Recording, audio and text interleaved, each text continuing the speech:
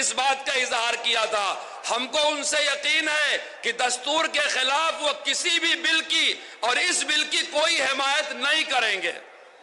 میں بڑی ذمہ داری کے ساتھ یہ بھی اعلان کرتا ہوں کہ جمعیت علماء کسی سیاسی پارٹی کی طرح سیاسی نفع نقصان کی بات نہیں کرتی۔ وقف اللہ کی ملکیت ہے۔ ہمارے دستور نے ہندو، مسلم، سکھ، عیسائی ہر طرح کے اوقاف کے تحفظ کی گارنٹی دے رکھا ہے۔ وہ وقف، وہ دان ایشور کے نام پر، اللہ کے نام پر، گاڈ کے نام پر، بھگوان کے نام پر، پرماتما کے نام پر کیا جاتا ہے۔ وہ حق ہے یتیم کا، غریب کا، بیوہ کا، انسان کی ملکیت سے نکل کے وہ اللہ کی ملکیت میں چلا جاتا ہے۔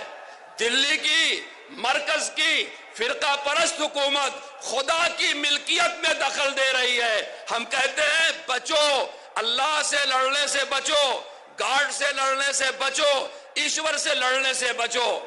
ہم قطعاً یہ وعدہ نہیں کرتے کہ اگر آپ نے امنڈمنٹ 2024 وقف بل میں سپورٹ کر دیا تو ہم آپ کی مخالفت کریں گے۔ ہم بالکل یہ نہیں کہتے۔ ہم یہ بھی نہیں کہتے اگر آپ نے حمایت واپس لے لیا اور بل کو رد کرنے میں ہمارا ساتھ دیا تو ہم آپ کا ساتھ دیں گے۔ مسئلہ ساتھ دینے کا، مخالفت کرنے کا نہیں ہے، یہ بڑی چھوٹی بات ہے۔ جمعیت علماء ایک دینی جماعت ہے، وہ مسلمانوں کے ووٹ کا سودا کبھی نہیں کرتی۔ ہم کسی حکمراں پارٹی سے نہیں کہتے ہم آپ کو ساتھ دیں گے، یا ہم کبھی نہیں ڈراتے کہ ہم آپ کی مخالفت کریں گے۔ ہم پورے عزم کے ساتھ، یقین کے ساتھ یہ بات کہتے ہیں کہ یہ بل سنویدھان کے خلاف ہے۔ جو چیز سنویدھان کے خلاف ہے آپ کو اس کی مخالفت کرنا چاہیے، اسے مسترد کرنا چاہیے، اسے رد کرنا چاہیے۔ آپ جمعیت علماء کے موقف کو سمجھیں۔ اتنا بڑا ملک سنویدھان سے چلے گا، دستور سے چلے گا، آئین سے چلے گا۔ سنویدھان ہمارے بزرگوں نے بنایا ہے، سیکولر بنایا ہے، مذہبی آزادی دی گئی ہے، لسانی آزادی دی گئی ہے۔ کسی کو یہ حق نہیں پہنچتا کسی ہندوستانی کے حق کو غصب کر لے۔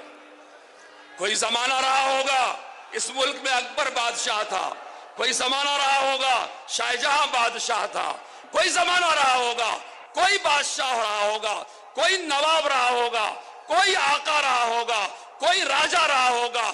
آج سنویدھان نے ہر ہندوستانی کو بادشاہ بنا دیا ہے، راجہ بنا دیا ہے، برابری کا حق دے رکھا ہے۔ ہمارے اوپر کوئی حکمراں نہیں ہے، ہم نے یہ سنویدھان خود اپنے اوپر لاگو کیا ہے۔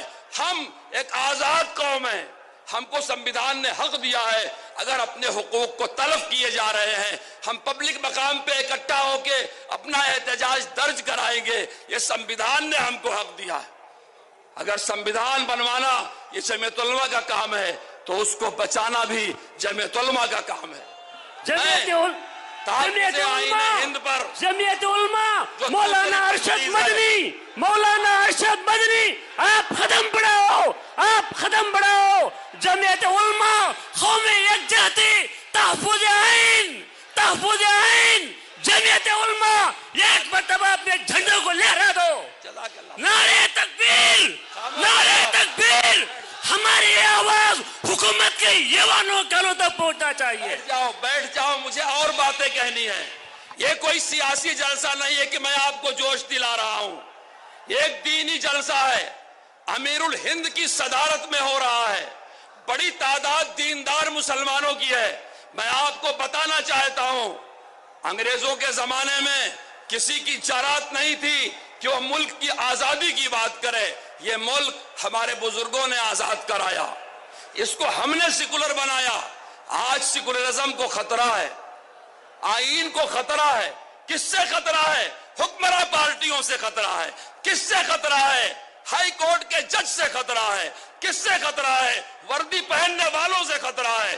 کس سے خطرہ ہے؟ بھگوا رنگ والوں سے خطرہ ہے۔ یہ میں نہیں کہہ رہا ہوں، میرے دیش کا سپریم کورٹ کہہ رہا ہے، بلڈوزر کے فیصلے میں کہہ رہا ہے، موب لنچنگ کے فیصلے میں کہہ رہا ہے، لڑکیوں کے ساتھ تحفظ آئین، تحفظ آئین۔ صدر جمعیت علماء مجلس اسلامیہ میری بات نعرے سنیں تو تکبیر نعرے تکبیر. بیٹھ جاؤ. میں سچائی بیان کر رہا ہوں. سچائی کو ماننا پڑتا ہے, اس کا جواب نہیں ہوتا. جب سپریم کورٹ کہہ رہا ہے آئین خطرے میں ہے, سپریم کورٹ کہہ رہا ہے بلڈوزر کی کارروائی اسمویدھانک ہے, سمویدھان ہم نے بنایا ہے, دھرم نرپیش اس کو ہم نے بنایا ہے, قربانیاں ہمارے بزرگوں نے دی ہے. آج جمعیت علماء سمویدھان بچائے گی. اس تحفظ آئین کے متعلق ایک تجویز ہے جو پیش کریں گے آندھرا و تلنگانہ کے جنرل سیکریٹری مفتی محمود زبیر صاحب. وہ تشریف لے آئیں اور اس کا متن پڑھ کر کے سنائیں. آپ غور سے سنیں. ہم سمویدھان کی حفاظت کی جنگ کو اخیر تک لے جانے کے لیے تیار ہیں. کوئی ہم سے ہمارا حق چھین نہیں سکتا. ایک وقف امنڈمنٹ کا مسئلہ نہیں ہے. ہم سمویدھان کے ایک ایک پکتی کی حفاظت کریں گے, اس کے خلاف کسی کو نہیں کرنے دیں گے.